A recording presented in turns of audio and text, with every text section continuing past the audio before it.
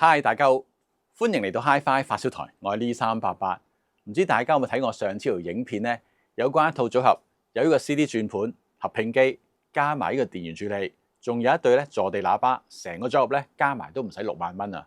咁而上一條影片呢，主要就介紹咗一部 CD 轉盤啊、合併機同埋個電柱啊。咁而今次條影片呢，就介紹翻呢對嚟自台灣亞瑟 Astra SD501嘅坐地喇叭。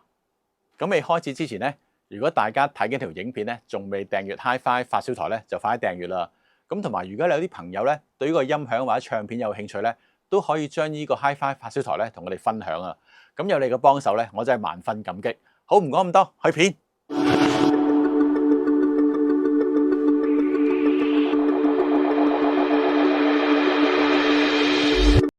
之前咧我都有試聽過 Astra SD500嘅書架喇叭。原來廠方研發呢個 SD 系列咧，就係想喺個書架喇叭裏邊咧，都可以擺到佢哋其中一樣最好嘅技術，就係個 DMD 鑽石振膜嘅高音單元啊。咁而嗰對 SD500咧，都相當之受發燒友歡迎啊。不過咧，始終咧受到嗰個聲箱嘅容積限制咧，嗰個低頻伸延咧都有所限制啊。所以廠方咧就用呢個 SD500嚟做藍本咧，就研發出2款新嘅喇叭。咁啊，分別咧喺個 SD501同埋個 SD502啊。咁而2款喇叭咧，嗰個佔地面積都比較細啊，所以咧就可以喺有限空間裏邊咧，將呢個全頻咧發揮得更加好啦。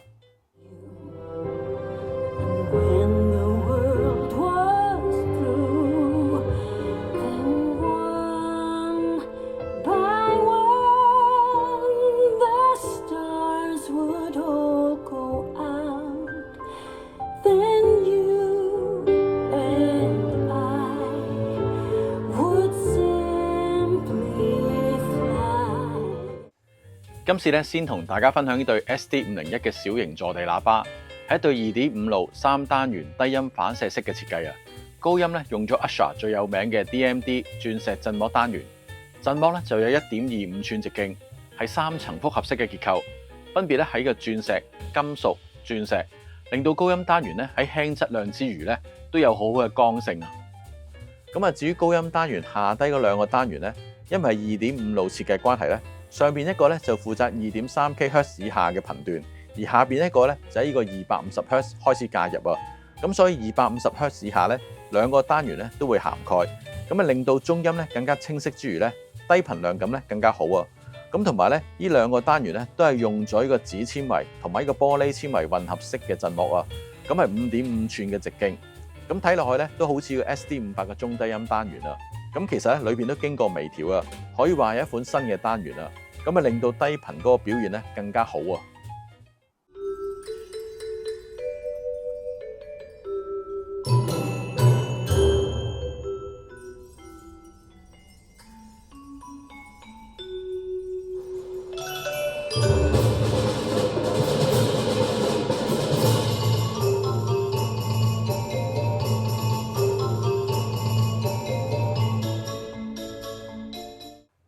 SD501嘅聲箱咧用咗0.8寸厚嘅板材製作啊，聲箱裏邊適當嘅位置咧有呢個撐骨去加固啊，咁啊提升聲箱嘅結構強度啊，咁啊減少聲箱嘅諧震嚟提升嘅聲音嘅清晰度啊。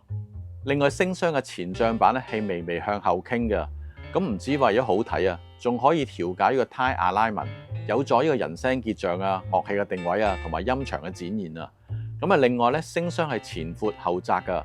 咁啊頂部咧都係傾斜噶，令到成個聲箱裏邊咧都冇呢個平衡面啊，咁自然咧可以減少聲箱裏邊嘅駐波啊。咁 SD501咧仲有一個特別嘅設計啊，就係低音反射嘅出氣口咧係向下噶，咁喺喇叭嘅底部啊，向住喇叭嘅底座啊，咁嘅設計咧可以令到呢個喇叭擺位更加靈活啊。咁啊就算咧貼近呢個後牆咧，影響咧都唔會咁大啊。咁啊另外咧底座下邊咧已經有呢個螺絲位，可以收翻原廠嘅釘腳。仲有跟埋呢個釘碟啊，咁咧就唔怕刮花呢個木地板啊。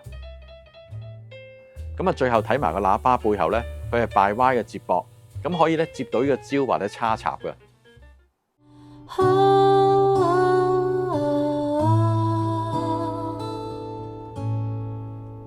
我是你昨天的玫瑰，却是你今夜的後悔。當孤獨飛到我面前，我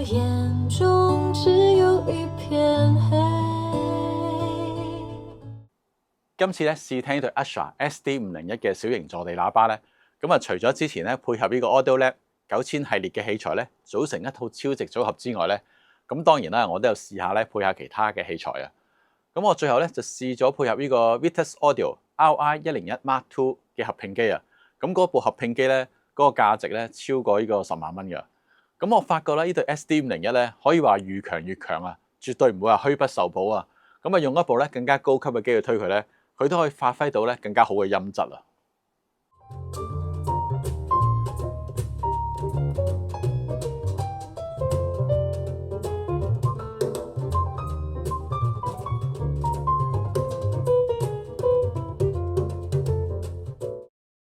今次聽咗呢個 SD501咧，咁我點都要同之前咧試聽嘅 SD58咧嚟一個比較啊！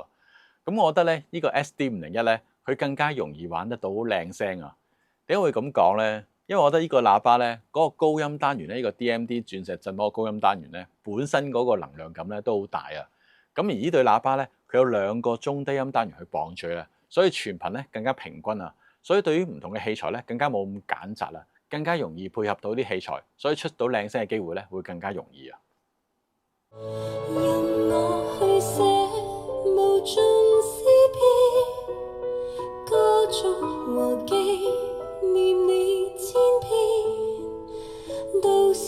無法令你出現，相伴和我度過每天。呢對喇叭嘅聲音咧係好柔和而且清晰啊，咁亦都唔會話太過銳利啊。咁佢明亮高音之中咧都有啲溫暖感啊。咁啊，當聽呢個小提琴咧拉到高把位嗰陣時咧，都唔會有一種咧好硬邊叫嘅感覺啊，而且咧都可以保持翻一陣空氣感啊。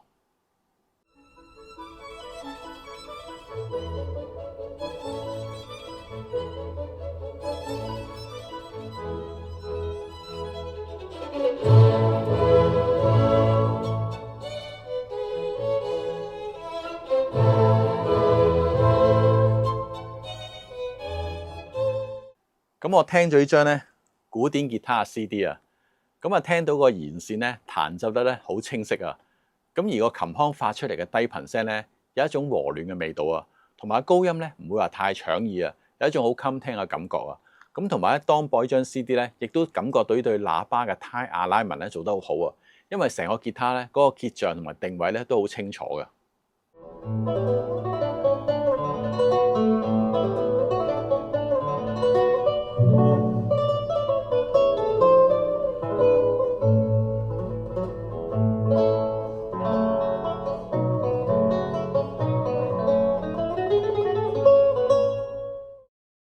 呢對喇叭嘅靈敏度咧有88個 dB， 咁啊左擴咧就4音啊，咁所以我覺得呢對喇叭咧對於個擴音機嘅推動力咧都有一定要求啊。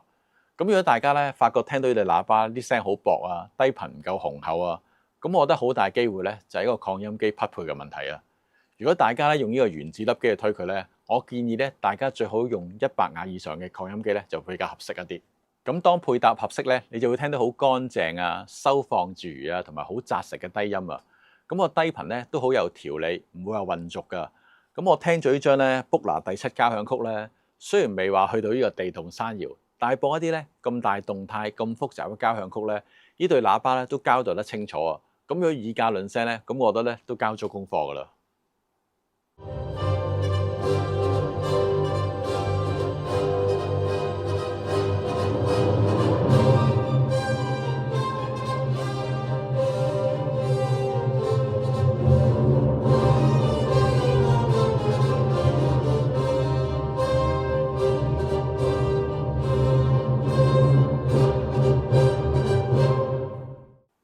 今次試聽個 SD501呢對喇叭咧，咁啊配合呢個 Audiolab 組成嘅超值組合咧，真係一啲都唔失禮啊！